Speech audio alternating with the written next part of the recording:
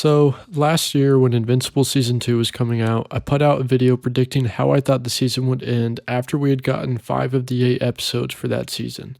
Now we've gotten 5 episodes of Season 3, and I figured it would be the perfect time to do the same thing. If you've been following along on this channel, which you all should by the way, you may have noticed that I've already made predictions for Season 3, both in my full Season 3 predictions video and my previous 3 videos on this channel. And you may be wondering, what is there left to predict? Well, there's been some discrepancies in the fandom about how people think the season might end that I wanted to address, and I wanted to update my predictions a little bit and address them to a wider audience. So, without further ado, let's get into it. Important note though, if you do not want anything for Invincible Season 3 or the Invincible comics spoiled for you, I would go ahead and stop watching here and avoid the comments as well.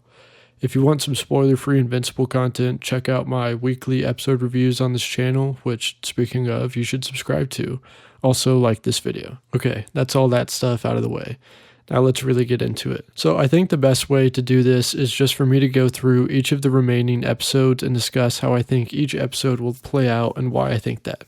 Sound good? Good. Episode 6, titled, All I Can Say Is I'm Sorry. The description reads, a powerful new figure challenges Mark's idea of what's right and what's wrong. Ray approaches Rex with a big life decision. And the thumbnail contains a picture of our good friend Powerplex. I think it's pretty safe to say that this episode will be covering the Powerplex situation, or issue 59 from the comics. I honestly think this will take up most of the episode, because if they're able to get a whole episode out of the Titan and the Order stuff, then they can definitely stretch out the Powerplex stuff for a whole episode. It's going to be a pretty bleak episode. I'm guessing the episode will start with us getting Powerplex's backstory and following him along from his perspective for a while, just like in the comics, until ultimately Invincible intervenes. I've seen a theory that this woman from Season 3 is going to be revealed to be Powerplex's sister in the show, and I think that would be pretty cool and an interesting way to make this conflict even deeper, but who knows? I think we would know for sure if they include that little scene in the recap at the beginning of the episode, so we'll see. Now, I don't think Powerplex will take the entire episode, because we've got a few things from around these few issues in the comics I think they'll need to address. I think most notably the scenes we'll very likely get in episode 6 will be Kate and Immortal shopping for a house and Kate revealing that she wants kids, which will be important later. I think we'll get another peek at Russ Livingston and his apartment with the sequids all up on him, which, again, will be important later. And I think we'll get Samson having a good pep talk with Darkwing, which could be reworked in some way, but I do think we'll get some kind of a scene with Darkwing reflecting, which will be important later. I also think we'll get a scene where Robot reveals the belt he made for Monster Girl, which, hey, you guessed it, will be important later. Much later for that one, though. Basically, I think this episode will be covering a lot of the little scenes from issue 58 that kind of serve as like housekeeping, where we check in on all of our characters and see where they're at and kind of move the ball forward to get ready for the final 2 episodes. In that vein, I think it's very likely we'll also get a scene focusing on Debbie and Paul, as the show prioritizes Debbie quite a bit. Additionally, we know that Ray and Rex will have a pretty significant moment this episode because of the episode description.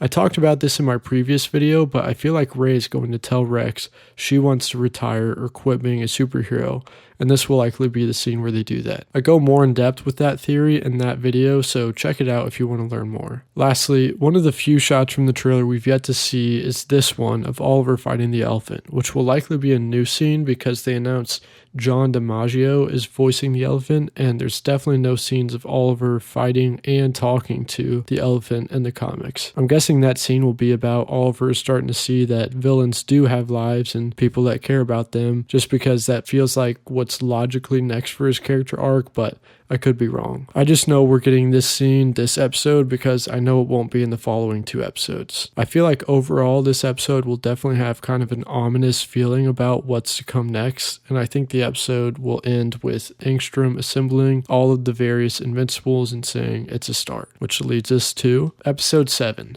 titled What Have I Done? The description reads, Earth's greatest heroes join forces to fight an unimaginable threat.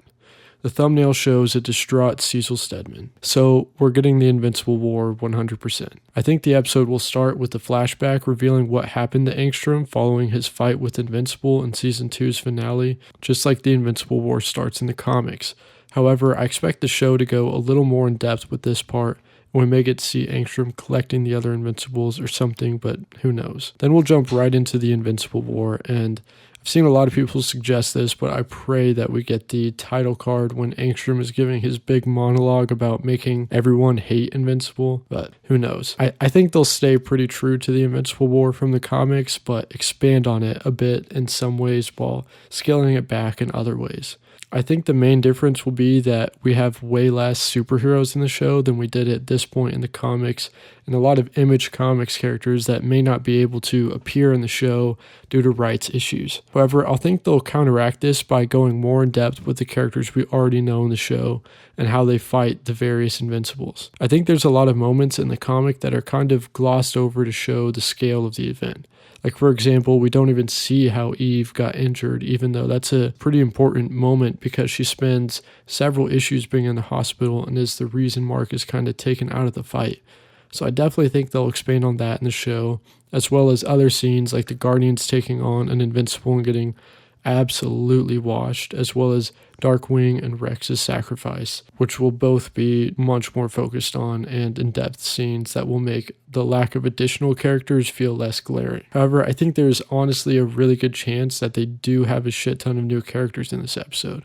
When you go back and look, other than Doc Seismic's attack in issue 49, there isn't really a moment in the comics where we see a shit ton of additional superheroes until the Invincible War. The Invincible War serves as an opening the door moment for the larger world of this universe and introduces us to a ton of characters, both pre-existing and new.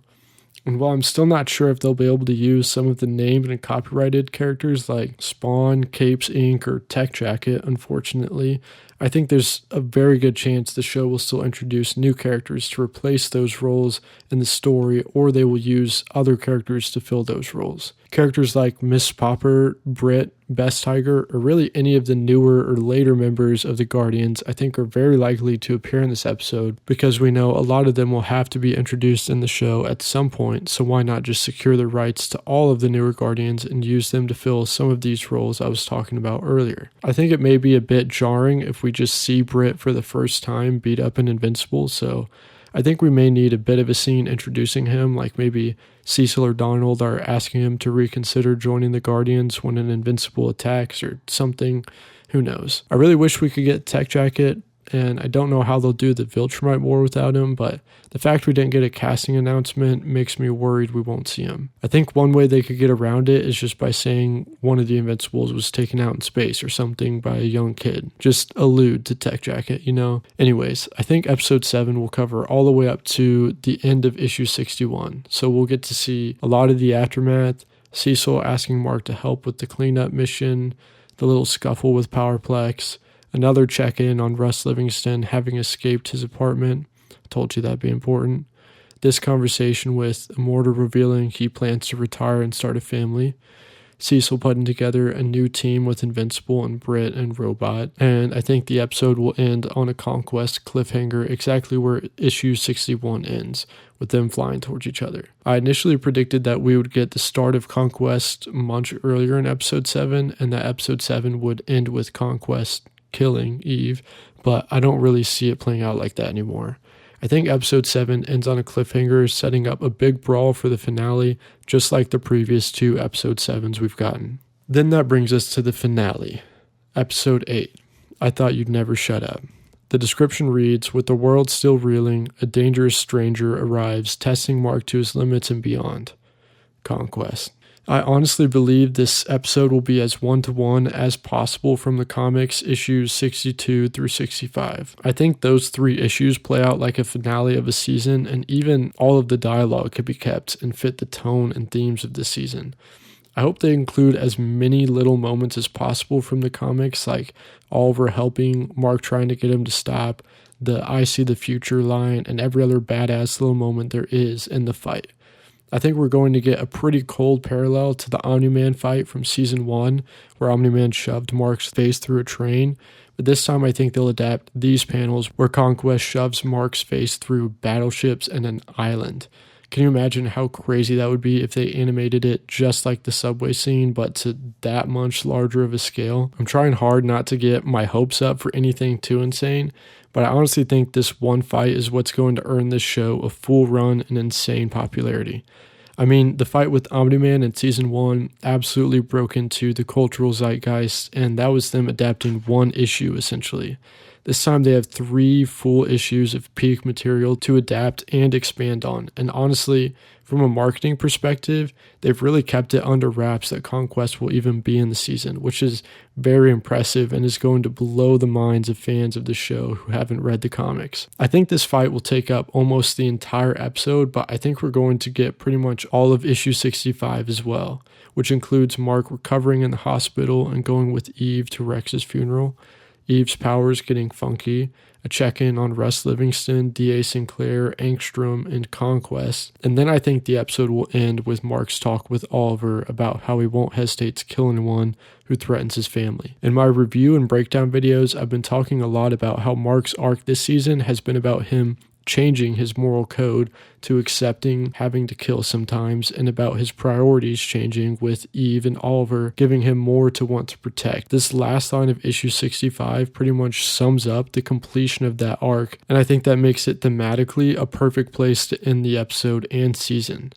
However, there has been a ton of discourse online about how the finale is titled, "I Thought You'd Never Shut Up," because that is a line Mark says to Dinosaurus when he's introduced in issue 68, which made people curious if we would get to that in this episode. A lot of people have been very confident about whether we will or will not see that in this episode, despite not really having any idea, but I personally think that it is super likely we will see this moment in the final episode, and here's how I think it will play out and why I think we'll see it. I think after the episode ends with Mark saying he won't hesitate to kill, we will cut to the credits, but the post-credit scene will be the first 3 pages of issue 68, where we see Mark wearing some robot-built casts and helping with the cleanup until Dinosaurus shows up, tackles him, and gives a lengthy speech, to which Mark replies, "Finally, I thought you'd never shut up," and then the scene ends. I think this will happen because, well, one, that's the title of the episode, and they like making titles of episodes a line that a character says in that episode, especially with the finales and important episodes, and I think it makes perfect sense to see this moment because chronologically in the comics, it's the first time we see Mark after the end of issue 65 since issues 66 and 67 are Nolan and Alan-centric issues. Additionally, I think this is an opportunity to end the season on a tease of more to come, a humorous note, and an all-around more inspiring note than just ending the season with the bleak moment of Mark beat up in the hospital saying he's down to kill now. Now, I could be completely wrong, but this would be the first time they've done a major episode with a title that isn't spoken in the episode, and it would also just be making the episode title a line that happens in a later episode if they don't include it in this one, which doesn't really make any sense at all. The only way I could see them not including this moment in the episode is if they were just doing a mislead where they changed the title of the episode when it drops, but I don't really think they would do that, and there's not really any evidence to suggest that they would do anything like that, so that's probably unlikely. Any other major plot points or events that I didn't mention are things I don't think we'll see this season, like the Wolfman plot or the follow-up with Nolan and Alan. I just think there's not really enough time in these 3 episodes to cover everything I discussed and those moments. I definitely don't think we'll see anything past issue 68 in this season. So I think that pretty much covers in depth pretty much exactly how I think Invincible Season 3 will end. I do want to just say that I could be wrong about pretty much any or all of this, and I also think it's very important for fans to keep expectations in check. Regardless of what actually happens in these final 3 episodes, a lot of very talented people put a lot of time and work into this series, and it's never cool to personally attack or lash out at someone online because